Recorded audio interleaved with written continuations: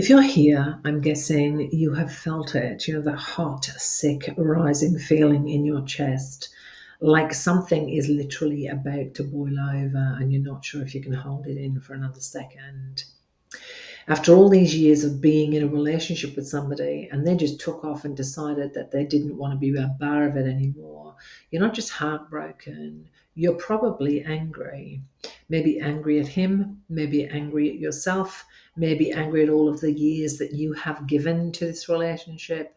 Maybe you're fuming about the time that you can't get back, or the times when you were silent or shut down, or maybe when you could see the slow drift between the two of you and you didn't say or do something. Maybe you are really furious at the people who say these things just happen. But behind the rage is another emotion, and the other emotion can be just as painful, and that is shame. Because many women are told, we're not supposed to be angry. We've got to stay calm. We've got to be understanding. We're not to throw things and shout and yell and snap. And so for some of us, some of these strong feelings of anger can feel quite scary, but also a bit shameful. Because we do feel all of those things, and we should feel all of those things. And it's perfectly okay to feel all of the feelings, including anger. It's not surprising if you feel angry if a relationship has broken down. If you spent years with that person, maybe you didn't speak up, maybe you didn't tell them what you wanted or needed, maybe you did sacrifice things, maybe you kept the peace. And then when this comes up and they say, well, I'm done, I'm gone, it's not surprising that we then become wildly bloody angry because we're fuming that they would do this. And then there's another feeling, fear. We get scared. I'm angry and that feels scary. My emotions are too big and that feels scary. And I'm scared about what's going to happen next. And that is really scary. At the moment, the most important thing is just to be honest with yourself, knowing how you feel. It's part of you trying to work through this stuff, not making excuses or staying silent or shrinking yourself, but giving yourself permission to be in this messy space, to be cranky, to maybe slam doors and say things that maybe you wouldn't normally, to burst into tears and, snap at people. We go through a lot of really strong feelings and it can feel like we're going out of our mind in those really early days post-separation. But it's just an internal message saying, okay, you've reached your limit. You're a human being and this is just a bit too much.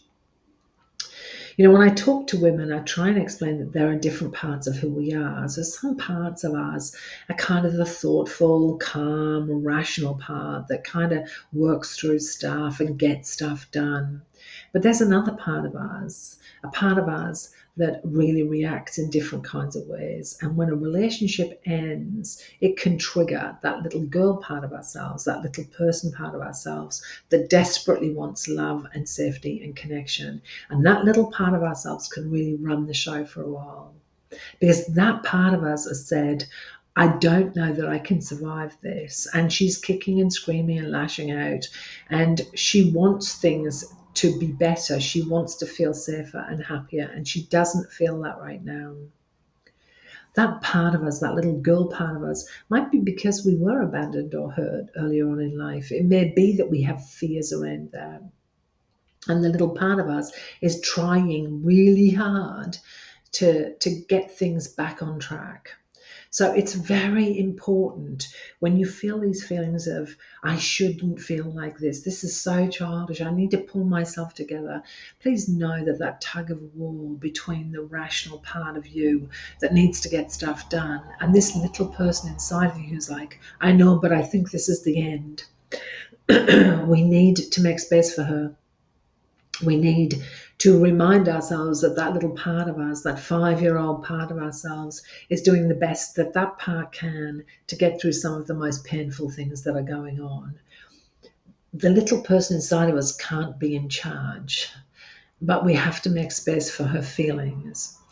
Excuse me.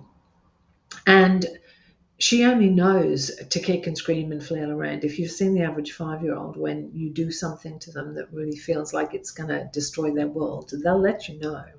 So when that part shows up, frightened and desperate and scared, it's important to meet that part of yourself with a lot of kindness. You may have noticed me doing this because that's what I often do, putting my hand on my heart and one just over my belly, where my belly button is, taking a deep breath in and reminding the little part of myself, we've got this, it's going to be okay. Not right now, but it will get better. You might want to write a letter to the little part of you that's scared. You might want to let out some of the energy that is going on for that part of you. Maybe you want to slam a pillow into a bed or scream or, just let go of some of the hurt and the anger that's inside of you. It's not going to magically fix anything, but it honors the part of you that is trying really hard to cope, that is trying desperately to get through this. And it really helps us process what's going on if we can do that. If we can move through those feelings and allow those feelings to happen, we can get centered a bit more quickly. You might not know this, but anger generally is around boundaries and which boundaries have been crossed for us. When we get angry, it's because something sacred's been crossed. There's a part inside of us that says, actually, no, that's not okay with me. And if you were taught to be a good girl, to make yourself small, to be agreeable, to accommodate people, then anger will feel really scary. It isn't dangerous. It's a really precious part of being a woman, right? Being able to actually allow it to come up and let it be there and deal with it in appropriate ways, to sit with that anger and notice what happens when it comes to the surface, to be kind with ourselves when it feels overwhelming, to nurture the part of us that feels desperate to get calm, and allowing ourselves to feel it all and give ourselves permission and time and space to move through the grief that is inevitable when a long-term relationship ends. We don't have to rush into being grateful for all the things. We don't have to rush into forgiving people or ourselves. And those things might come down the track, but maybe they won't come. And right now, what you really need is just to experience what you're feeling and try and process it. Angry feelings can be a good starting point to healing. And if you don't feel anger at all, which women say to me, gosh, Debbi, I feel really strange. I experience no anger. Not experiencing the anger is okay too. But we need to process the grief, and we all move through it differently. Knowing that all of the feelings that come up are appropriate in whatever way, shape, or form they come up, and in whatever order they come up.